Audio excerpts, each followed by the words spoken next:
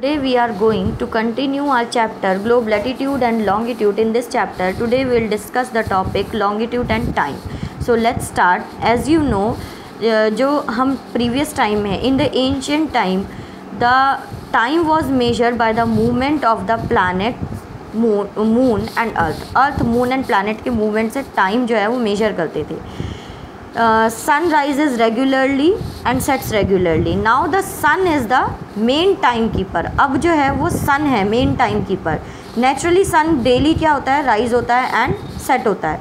तो अब पूरे वर्ल्ड में सन की रेज से ही हम टाइम डिसाइड करते हैं. एग्जाम्पल के लिए जहाँ सन की रेज होती है जिस पार्ट में अर्थ के वहाँ पे डे होता है, जहाँ सन की रेज नहीं होती अर्थ के जिस पार्ट में वहाँ पे नाइट होती है. और पुराने टाइम में एंशिएंट टाइम में लोग क्या करते थे, शेडो का भी यूज़ करते थे. जहाँ पर आपको पता है शेडो जो है मिड डे में नहीं बनती, तो उन लोगों को कैसे पता चलता था मिड डे हुआ है, शेडो देखकर, क्योंकि वॉचेज़ उनके पास नहीं थी. तो जब शेडो नहीं बनती थी तो उन्हें पता चल जाता था मिड डे हुई है. इस तरीके से शेडो का यूज़ होता था. अब जो है अब नाउ डेज़ जो है टाइम हम कैसे रिकॉर्ड करते हैं, कैसे हम पता लगाते हैं.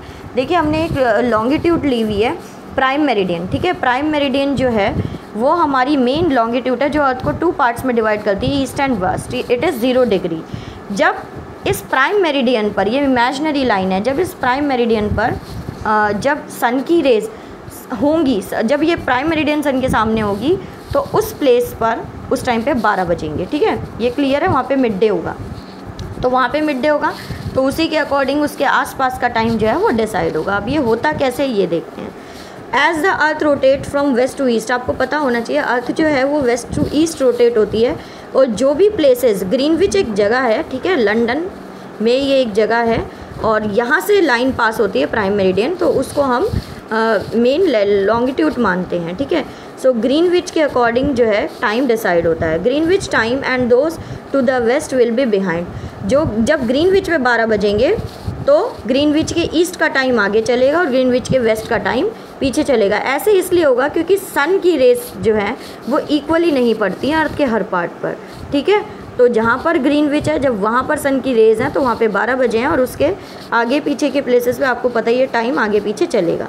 द रेट ऑफ डिफरेंस, अब रेट ऑफ डिफरेंस होगी क्या. देखो अर्थ हमारी रोटेट करती है 24 आवर्स में 360 डिग्री. इसको कैलकुलेट करके हम निकाल लेंगे कि 50 डिग्री अर्थ जो है, 15 डिग्री जो अर्थ है वो 60 मिनट में रोटेट करती है. ये हम लॉन्गिट्यूड्स की बात कर रहे हैं, लॉन्गिट्यूड्स की हेल्प से कर रहे हैं. ठीक है, तो हमने 15 को 60 से डिवाइड किया तो हमने 1 डिग्री पता चल गया हमें. 1 डिग्री अर्थ जो है वो 4 मिनट्स में रोटेट करती है.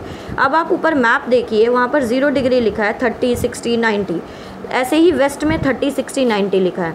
तो आप देखिए 0 डिग्री के बाद 1 degree, 2 degree, 3 degree, 4 degree, 5 degree आएगी, 30 डिग्री आ जाएगी, वहीं पे पड़ेगी 15 डिग्री, ईस्ट में भी और वेस्ट में भी.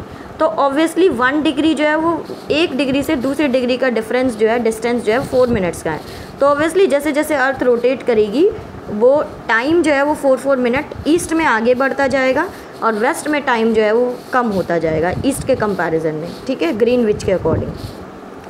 सो ग्रीनविच विल बी, अब ग्रीनविच का टाइम अगर 12 बजे हैं तो ग्रीनविच से 15 डिग्री अगर हम आगे जाएंगे, 15 डिग्री ईस्ट में जाएंगे, तो वहाँ का टाइम ऑब्वियसली 60 मिनट आगे हो जाएगा, because 1 degree is equal to 4 minute. So 15 × 4 is equal to 16 minute. So 1 hour ahead of Greenwich time which means 1 PM. But at 15 degree west जो टाइम है वो 1 घंटा पीछे चला जाएगा. ठीक है, ईस्ट में 15 डिग्री पे जब जाओगे ग्रीनविच से तो टाइम 1 घंटा आगे जाएगा और वेस्ट में टाइम 1 घंटा पीछे जाएगा. ठीक है, जब 180 डिग्री हो जाएगा ग्रीनविच पे, similarly at the 180 degree it will be midnight.